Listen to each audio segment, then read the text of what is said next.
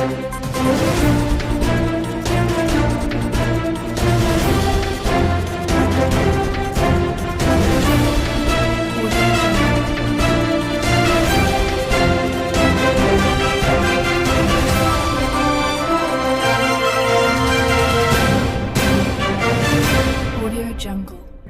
आप देख रहे हैं यूके 24 न्यूज और मैं हूं आपके साथ रश्मि पांडे।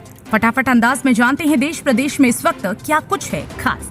बाल बाल बची एम्बुलेंस चालक अनियंत्रित होकर सरयू नदी की ओर ढलान में लट गई। बागेश्वर में एक एम्बुलेंस हादसे का शिकार होते होते बच गई। बता दें कि मामला बागेश्वर के नुमाइश खेत 84 सड़क मार्ग में विकास भवन कार्यालय के पास का है, जहां एक 108 एम्बुलेंस अनियंत्रित हो गए सरयू नदी में ढलान की ओर लटक गई। यह देख आसपास के लोगों में हड़कंप मच गया, लेकिन चालक की सूझबूझ से उसने खुद की जान बचा ली। लॉकडाउन खुलने का इंतजार, यूके एसएसएससी से होगी नौकरी की भरमार। खबर देहरादून से है। ये राहत की खबर उन अभ्यर्थियों के लिए है जो सरकारी नौकरी का सपना देख रहे थे, लेकिन कोविड ने उनके सपनों पर पानी फेर दिया। अब जबकि उत्तराखंड में कोविड से हालात कुछ बेहतर होते दिख रहे हैं, तो ऐसे में उम्मीद जताई जा रही है कि जल्द ही लॉकडाउन खुलेगा। उत्तराखंड अधीनस्थ सेवा चयन आयोग द्वारा परीक्षाएं करवाई जानी थी, लेकिन कोविड के कारण स्थगित हो गई। मसलन 25 अप्रैल को एलटी की परीक्षा होनी थी, जो कि कोविड की वजह से स्थगित कर दी गई थी। इस परीक्षा के लिए 46,000 अभ्यर्थियों ने आवेदन किया था। परीक्षा स्थगित होने से सभी अभ्यर्थियों का भविष्य अधर में लटक गया, लेकिन अब उम्मीद है कि कर्फ्यू हटते ही जल्द लंबित परीक्षाएं कराई जाएंगी। कोरोना को लेकर सीएम तीरथ की बैठक, लापरवाह अस्पतालों पर कार्यवाही के निर्देश। खबर देहरादून से है। मुख्यमंत्री तीरथ सिंह रावत ने सचिवालय से कोविड-19 के नियंत्रण एवं कोविड वैक्सीनेशन की प्रगति के संबंध में जिलाधिकारियों के साथ वर्चुअल बैठक कर निर्देश दिए हैं कि टेस्टिंग, माइक्रो कंटेनमेंट जोन और एनफोर्समेंट पर विशेष ध्यान दिया जाए। कोविड की संभावित तीसरी लहर के दृष्टिगत सभी व्यवस्थाएं पूर्ण रखी जाए। उन्होंने कहा कि सभी जिलों में तैयारियां अच्छी हैं, लेकिन इन व्यवस्थाओं को कैसे और आगे बढ़ाया जा सकता है, इस पर ध्यान दिया जाए। आईएमए पीओपी भारतीय सेना को मिले 341 सैन्य अधिकारी। आईएमए पासिंग आउट परेड के बाद 341 अफसर भारतीय सेना का हिस्सा बन गए हैं, जो देश की सरहद की निगाहबानी के लिए सदैव तत्पर रहेंगे। सेना का हिस्सा बनते ही युवा अधिकारियों का उत्साह देखने लायक था। उत्तरकाशी में मैक्स वाहन पर गिरा पेड़, मलबा आने से सड़कें बंद। उत्तरकाशी जनपद में देर रात भारी बारिश और तूफान के अलग अलग स्थानों पर नुकसान हुआ है।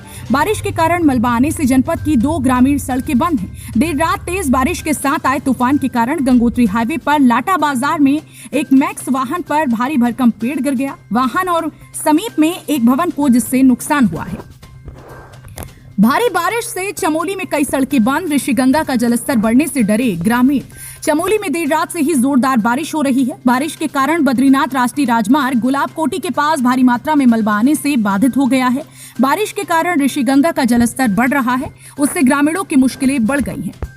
मानसिक रूप से परेशान युवक ने छत से कूदने की दी धमकी, पुलिस ने बचाई जान। हल्द्वानी में मानसिक रूप से परेशान एक युवक ब्लड बैंक की बिल्डिंग से कूदने की धमकी देने लगा। पहुंची पुलिस ने तत्परता से युवक की जान बचाई। डोईवाला में बारिश तूफान से भारी नुकसान, सैकड़ों पेड़ धराशायी।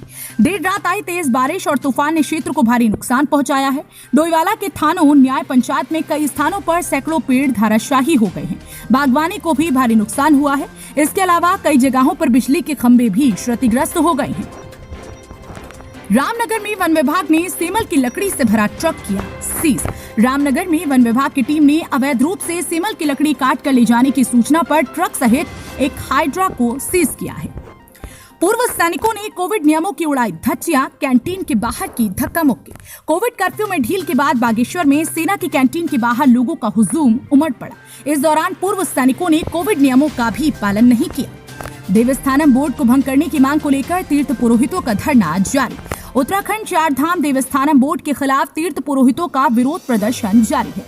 तीर्थ पुरोहितों का कहना है कि देवस्थानम बोर्ड को जब तक भंग नहीं किया जाता है, तब तक उनका विरोध जारी रहेगा। विश्व बाल श्रम निषेध दिवस। इस साल प्रदेश में आए केवल 32 मामले। हर साल 12 जून को विश्व बाल श्रम निषेध दिवस के रूप में मनाया जाता है। इसकी शुरुआत आज से 19 साल पहले अंतर्राष्ट्रीय श्रम संघ द्वारा की गई थी। उद्देश्य यही था कि विश्व का कोई कोना ऐसा ना हो जहां बच्चों को उनके सपनों की बलि चढ़ाकर मजदूरी करनी पड़े। सालों से इसके लिए प्रयास किए जा रहे हैं कि बाल मजदूरी को रोककर इन बच्चों को शिक्षा की मुख्यधारा से जोड़ा जाए। रुद्रप्रयाग में बारिश ने मचाया कोहराम, 10 सेकंड में ढही पहाड़ी। रुद्रप्रयाग में लगातार हो रही बारिश के चलते नरकोटा गांव में भारी नुकसान हुआ है। यहां 3 घरों में मलबा घुस गया है, जिससे लोग खौफजदा हैं। वहीं नरकोटा गांव से एक वीडियो सामने आया है जिसमें 10 सेकंड में पहाड़ी का हिस्सा ढह गया है।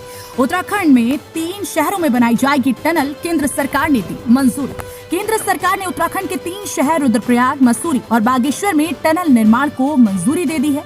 इसमें रुद्रप्रयाग में बनने जा रहे टनल और पुल बनाने की सभी तकनीकी औपचारिकताएं पूरी कर ली गई हैं। इसके बाद अब जल्द ही राष्ट्रीय राजमार्ग की ओर से टेंडर जारी कर काम शुरू किया जाएगा। मसूरी में 212 कारों को खड़ा करने के लिए बन रही 5 मंजिला पार्किंग।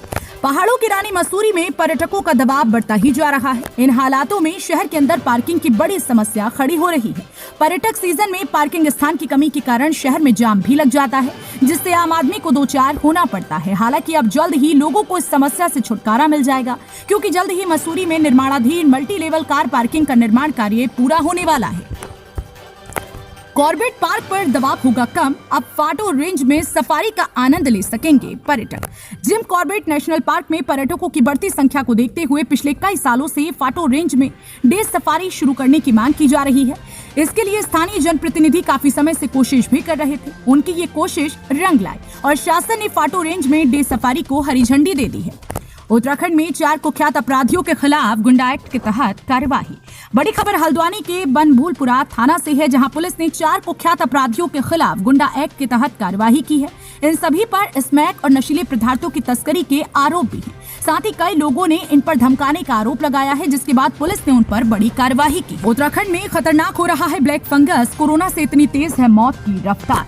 राज्य में कोरोना के मामले भले ही कम हो रही हों, लेकिन कोरोना के बाद लोगों को ब्लैक फंगस जकड़ रहा है। इससे मौत की रफ्तार भी काफी ज्यादा है। इसके चलते ब्लैक फंगस से मौत का आंकड़ा भी तेजी से बढ़ रहा है। ये कोरोना से ज्यादा जानलेवा साबित हो रहा है। स्थिति यह है कि ब्लैक फंगस से मृत्यु दर 15.73% है, वहीं कोरोना संक्रमण से मृत्यु दर 2% है। बड़ी खबर वैज्ञानिकों ने जताई है उत्तराखंड में बड़े भूकंप की आशंका। यहाँ 30 बार झटके महसूस, चेतावनी जारी।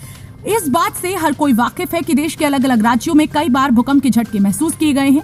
हालांकि इससे नुकसान नहीं हुआ है, लेकिन लोगों में दहशत जरूर है। पहाड़ी राज्य उत्तराखंड में भी कई बार भूकंप के झटके महसूस किए गए हैं, जिससे लोगों में दहशत फैल गई थी। वहीं बार बार आ रहे भूकंप को लेकर वैज्ञानिकों ने भी खतरे की आशंका जताई है। वैज्ञानिकों का कहना है कि बार बार भूकंप आना किसी बड़ा खतरे की ओर संकेत करता है। वहीं बता दें कि उत्तराखंड में भी कई बार भूकंप के झटके महसूस किए गए हैं। 30 बार भूकंप के झटके धारचूला में महसूस किए गए हैं। इसके साथ ही उत्तरकाशी, चमोली, देहरादून में भी भूकंप के झटके महसूस किए गए हैं। वहीं अब वैज्ञानिकों ने भूकंप को लेकर उत्तराखंड में चेतावनी जारी कर दी है। महिला पुलिस कर्मियों की सुरक्षा को लेकर हाईकोर्ट में याचिका दायर, कोर्ट ने सरकार से मांगा जवाब। कोरोना काल में पुलिस ने फ्रंट पर आकर लोगों को जागरूक किया और साथ ही नियमों का उल्लंघन करने पर कार्यवाही भी। पुलिस ने गरीब असहाय की मदद भी की। पुरुष हो या महिला पुलिसकर्मी, सब ने बढ़ चढ़कर अपने कर्तव्यों का निर्वहन किया और लोगों को कोरोना से बचाने की ठानी। लेकिन बड़ा सवाल ये है कि आखिर पुलिसकर्मियों की सुरक्षा कौन करेगा, और खासतौर पर महिला पुलिसकर्मी जो कि गर्भवती हैं और जिनके बच्चे 5 साल से कम उम्र के हैं। संतों ने कहा, हिंदू राष्ट्र घोषित हो भारत, दिग्विजय को जेल भेजने की मांग। स्वामी आनंद स्वरूप ने भारत को जल्द ही हिंदू राष्ट्र घोषित किए जाने की मांग कर दी है। उन्होंने दिग्विजय सिंह द्वारा 370 पर दिए गए बयान पर आपत्ति जताते हुए उन्हें जेल भेजने की मांग की है। प्रधानमंत्री आदर्श ग्राम योजना के तहत पिथौरागढ़ के 17 गांवों का चयन। प्रधानमंत्री आदर्श ग्राम योजना के तहत पिथौरागढ़ में कुल 17 गांवों का चयन केंद्र सरकार की ओर से किया गया है। ये सभी गांव ऐसे हैं जिनकी जनसंख्या 500 से अधिक है और जिसमें 50% अनुसूचित जाति के लोग हैं, यानी अनुसूचित जाति बाहुल्य गाँव है। अगर आपको ये वीडियो पसंद आया है तो जल्दी से लाइक करें, शेयर करें और कमेंट्स करके आप अपनी राय हम तक पहुंचा सकते हैं। और अगर आपने अभी तक इस YouTube चैनल को सब्सक्राइब नहीं किया तो तुरंत कर लीजिए।